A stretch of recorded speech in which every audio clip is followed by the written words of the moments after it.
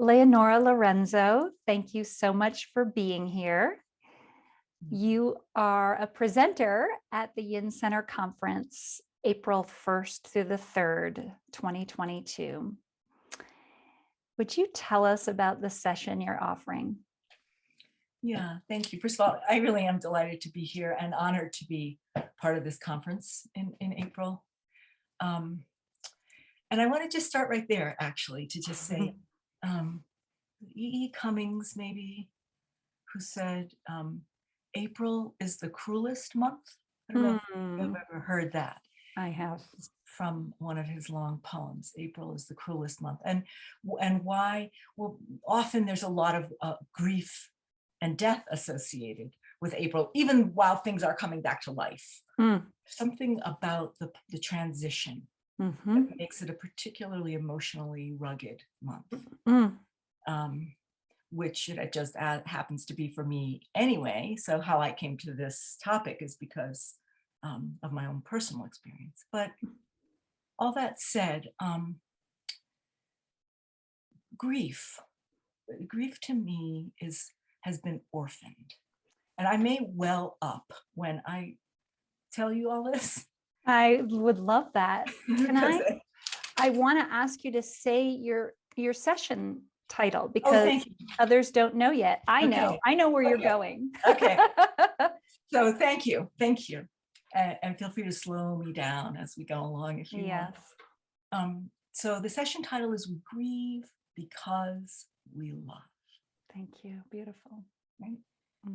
We grieve because we love. And it's in the grieving that we get to love even more. We get to love even deeper. We get to love again. We get to love again, so I think the thing I want to just start out with, though, is that we live in a culture that tends to be pretty phobic. I know it's a strong word, but phobic of emotion. Right? Oh, yeah. I don't think that's too strong a word. Oh my goodness. So and where emotion is allowed mostly is on the sunny side of the street, right? Let's go for what's happy, what's joyous. And believe me, that's great, right? But as night follows day and day follows night, we cannot live on the sunny side like the whole time. We need the night. We need the feminine. We need what's dark so that we can incubate, so that we can gestate and find our way, into deeper elements of ourselves, which is exactly what grief and grieving allow for when they're allowed, right? But what happens, to the best of my experience, is that we're mostly all scared to death. No pun intended. We're scared to death of grief. And let's see, what do I want to say about that? And I think the main reason we're scared of it is because we're too alone with it. We're all just too alone with big emotion that, first of all, has a negative frame potentially in our systems. We think, oh, we shouldn't be feeling that. So we're apt to want to remove ourselves anyway, but then to enter in and feel alone, it feels unbearable, unapproachable, really unapproachable. And that's what I mean when I said earlier that grief is orphaned. It's been left alone too long. And earlier cultures and societies came together communally. And while there is sort of a resurgence of that, we are nowhere near it. I mean, I have a vision of little grieving stations on in every block. Wow. Where in any given moment when somebody's just grabbed by a moment of grief, they can go in and have somebody to accompany them into the places that need to flow. Because grief is a complex emotion, but by that I mean it's really comprised of many emotions. Right? It isn't only sad. Yes, it is sad. It's also mad, right? It's also there's also powerlessness, and there's gratitude.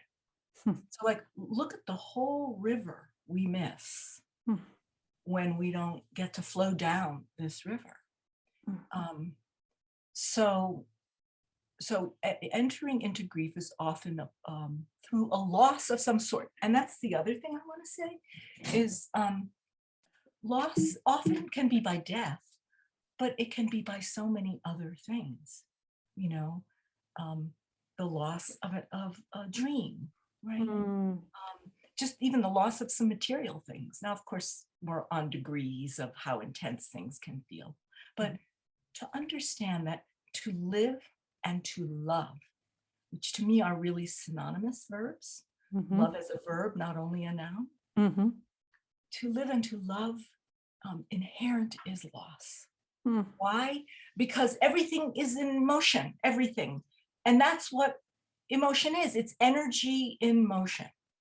I mean, it really is. That's So beautiful. things flow, things move, they go, except when they hit a wall, a cultural prohibition, Mhm. get yourself together, or you're crying like a girl. A lot of the ways that the insidious diminution of the feminine, happen, and we just sort of take it for granted. But here's the trick. Here's what I love. No emotion, none will ever settle for being suppressed for long. So we can either invite it out willingly, welcomingly. I'm not saying it's easy, or it'll come out sideways. Yeah. It'll come out as illness. It'll come out as wrecking things, adding to the loss. Mm. So the more direct, the more compassionate, spacious, present we can be with this complex series of emotions that grief is, Mhm. and then what happens? The energy flows, nothing gets stagnant. Water, what's water? It's purely feminine, right? It's meant to move, because Mm. when it doesn't move, it stagnates. Ah, that's so good. Yes. And what happens in stagnant water? Disease Yeah. of so many varieties. Mm. So this brings me to, may I go on just a little more? Do you You have anything? may. I'm just drinking it in. Okay. So this brings me though to the notion that sure, there's a boatload of personal grief any single one of us Yeah. will have. Mhm. Some of us, it starts very early. For many, it starts in utero. Mm. May or may not be a new thought for people attending the conference, Right. but nonetheless, it can start there. It can even predate that, Mhm. right? Mhm. Mhm. So there's a whole We can come in with it. Yes, we can. Mhm. So there's like a whole manner of losses along the way. So it's very personal. But anymore, we would be remiss not to notice how our grief is nested. Mm. It's a nested event, nested in concentric circles. So there could be the circle of, so we've got our personal core. Mm. Then there's the circle of family and friends. Mm. Then there's this wider circle of community. Then there's the circle of humanity. And now the circle around of the globe, the climate, not just the climate, but all the things that are happening to people all over the world. Mm. We think we're removed from, Mm. except let me tell you, by Mm.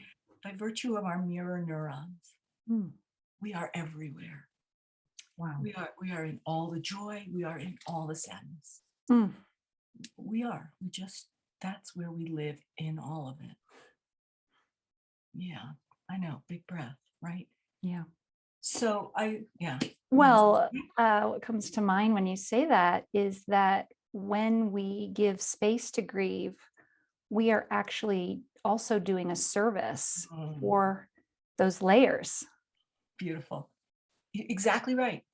We really are. And so to more and more come to understand the truth of that and the actuality of that, Mhm. then that might also be a liberating or an invitation, for us to enter into into our grief a little bit more.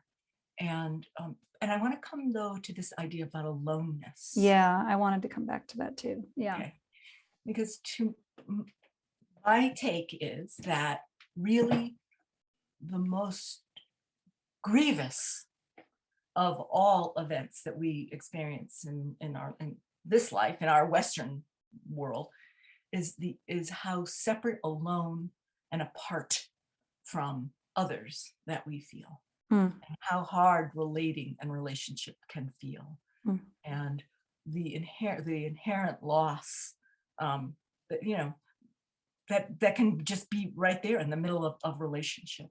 So, but to move more consciously into grief, into relating with others around this topic, there's a lot of leeway for support. And then not only, here's the trick, it's not only for the grief, it's for what lay behind the grief that's eager to rush right through, which is more vitality, more life, more life itself, seeking its flow, but it's hit a dam because we've dammed our grief. Yes. So it's always both and. So why do we grieve? Because we love, and we feel a loss for what we have loved, right? And then the changing nature of a relationship between that which we once had and no longer have, it's not that it ends, but it does change. So we have to honor the difference that might include the grieving, and then see what's next. Where can this evolve into? What could it become? And so so I don't know, but that's, oh my goodness, can we just take a pause right there? Because what you're saying is so rich, and there's so many layers of truth and understanding, and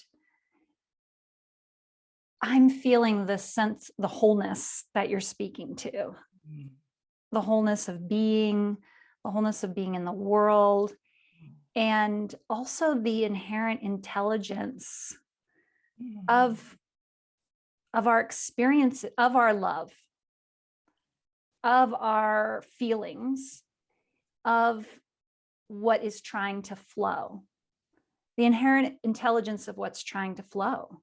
Yes, right on, bingo. Yeah. And Bingo.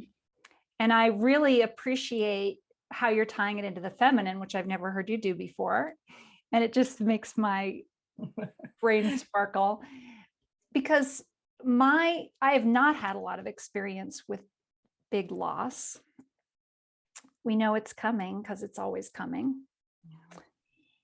But when I have had loss that overwhelmed me, the primary thing, one of the things you didn't mention, of course, is fear, which is woven in there, for a lot of fear about a lot of different things. But I felt like, and I think a lot of people feel this way, this is like a bottomless chasm. And the not being alone with it, having somebody who anchors, and this is very yin, because the yin is mysterious. It feels like a bottomless chasm. It has no end, or we don't understand its boundaries. And in fact, the yin needs some boundaries in order for it to find itself in a way, or just for us human beings to be able to manage it. And so when you talk about the key of not being alone, of having somebody present who is really a priestess in their skill of navigating that unknown. Or like having a midwife, I'm thinking in childbirth, there's a similar feeling of like, oh my gosh, I'm facing a chasm. I don't know where this is taking me. I may die. I may not come through this. Right. And then if there's a midwife or a doula there who's been through this, for 25 years, who says, every woman across time has birthed a baby, and most of them have survived. Exactly. It's funny you should say that, because I'm just recently watching Call the Midwife. And I'm watching thinking, this is so much like doing grief work, attending a grief, not, attending a grief and a grieving. And I want to speak to the idea, the experience. It's not just an idea. There really is an experience that it's endless and it's Yes. bottomless. But it is my experience that it's only because we haven't actually touched the bottom, because we haven't been able to get near enough to it, because we haven't been attended well, that the feeling of bottomless persists.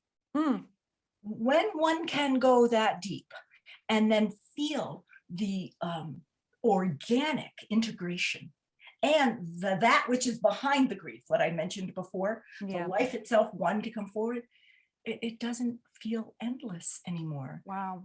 Right, the wave comes and it goes, and then there's a point where something, it's like another octave, we're at another level, something new will arise, and then there will be another loss, because it's the nature of life. So to try to avoid it by looking sunny side, it is such a profound loss. And you mentioned the word intelligence, yes, and correspondingly wisdom. Yeah. There is so much knowing, right? So that intelligence is knowledge, and that's good. But then there's a knowing, which I think is also about the yin. There's the knowing, which may not be predicated on any thought or any theory. Absolutely. It's just we land in something we're sure of. We know it. And I have been around the block with grief. I hate to have to, I hate that that's the case, but it's my life. Yeah. So then I get thrown into this work, which is about helping others come to see that grieving is the way to a bigger love, to a deeper integration of the wholeness of us, of that which we're always wanting to become more of, and that it's an essential part of it, just like every emotion is. So this, I don't know where we are on time, but it does lead me to want to say something about what I'm hoping people might walk away with. Yes, please do. Would that be a good segue? Yeah. So what I'm mostly hoping is that so first of all, it's an hour, right? It's little. Yeah. On the other hand, it's plenty for an experience. And if I could leave people with the experience of slightly less fear, even a tiny bit more opening, that big breath right there, something like that could even be enough for me. That because something lands where we make space, and when we can make space, like there's hope that lives in that space. So that would be my hope for something that can come out of this, if not more, for those that are choosing to attend this session. Because listen, everything is based on experience. We can have all the thoughts in the world, but ultimately the transformational agent is an experience. And to make it a good one, even in a hard situation, like talking about grief. And do I have room to say one more thing? Of course. I'm a little bit on a soapbox about this. And this is sort of about my profession too. Yeah. I cannot. Which is tell what your I'm a psychotherapist and a body worker. Okay. I practice something called AEDP. I won't go into that, but I want to just say this: pervasive in my field is the term negative emotions. And it's not only my field, it is the pervasive language that keeps people from going. Spirituality. Totally. The spiritual world. Yeah. Right? Let's bypass those negative emotions. Yeah. Listen, as far as I can tell, the guns are smoking. That's right. You're pulling out the big guns now. As far as I can tell, emotions come standard equipment on this vehicle. Every single one of them from the get-go, even in utero. They capture babies laughing, they capture babies crying, they capture babies self-soothing from the get-go. So it's standard equipment, the way arms and eyes and a heart are standard equipment. So really, we're going to want to be about trying to get rid of any part of what makes us whole and allows us for the fullest of human experience? I don't think so. So that might be the other thing that I would love for people to walk away with, is some reframe. These are not negative. They're hard. They're difficult. They're certainly not preferable by and large. I would agree with that. They're also, they can be called dark, which also has a pejorative reference to it. But I'd like to take that back. You know, the way, I'd like to take that back, because the dark is the feminine. And here we come back to why we're doing this conference. Exactly. You know, that we're bringing it back to the way of being that's in concert with the young. And okay, one last thing, we're not looking for either or. We don't, it's not about one or the other. It's really about the integration of it all. Absolutely. Yeah, we can't put the wheels on the other side of the cart and take the other wheels off. That's great. I never heard that one before. I like that. I just made that up. That's good. But also power. I mean, we're talking about the power of the emotions, the power of the darkness, the power of going into the underworld and touching the bottom and then rising back up with, I mean, how many myths and archetypes are there about that, going down into the bottom to the depths and bringing the treasure back? So yeah, it didn't just come out of nowhere, right? No, it's real. It is treasure. It is truly buried treasure, that and it doesn't end, right? There's more and more to be found. Yeah. So let's be about finding it. And there's a way, and we can become more, I mean, skilled is not quite the right word, but we can become more adept at navigating. You know, like we recognize what we need to do. We know what we need, like, okay, I need to call these 3 people and have them here because this is what's happening. You know, and that is where we are cultivating this power. We are cultivating our yin. And so it doesn't mean we won't get blindsided. It doesn't mean that the stakes don't continue to rise, but we are in, you know, we're in familiar territory as we enter unfamiliar territory. Yeah, boy, that's really poetic. That's beautiful. Yeah. And I love this word adept. I think that's exactly right. And it reminds me, one of my teachers, Frances Weller, talks about creating an apprenticeship with sorrow. Oh, wow. So what is an apprentice? One who learns at the feet. From the master. The master. In this case, the master would be grief and grieving. Yes. But and what does one become? An adept. I mean, that's an old term, right? Yeah. For somebody who had wizardry or had powers that the common person didn't have access to. Yeah. But we have access. We can become adept. And the other thing I just want to say is that by and large, we're not meant to do this alone. However, there really is a place for solitude along the path. Right? Again, not either or, not all or nothing. So there are moments where communing with one's deepest self in profound solitude is also the medicine. But because it's all been one-sided, there's only been wheels on that side of the cart, let's just do it all by ourselves and do it behind closed doors and then come out and put lipstick on a pig and everybody looks fine. No, we want to balance this out. Yes. Both and. Yeah. I'm a body worker, so I like to also say both hand. We live in a both hand universe. Yeah. Right? Yeah. So, Leonora, thank you. I know there's more. Stay tuned. And thank you. Yeah, to the folks out there who are listening, Leonora is one of our very special presenters at the Yin Center Conference in April 1st through the 3rd, 2022. And that's where you can come for more. Thank you so much. Oh, my purest delight. Thank you. Okay. Bye. Bye.